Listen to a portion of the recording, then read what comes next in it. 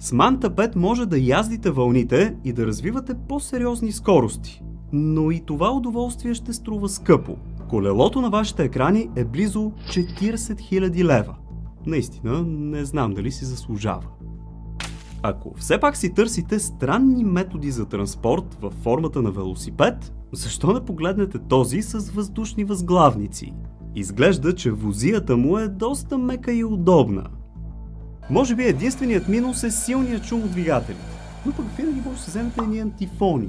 Какво ви пука за останалите хора наоколо?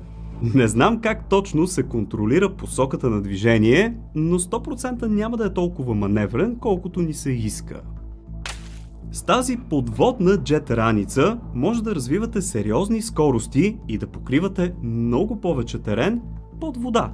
Само трябва да си поемете по-дълбоко въздух.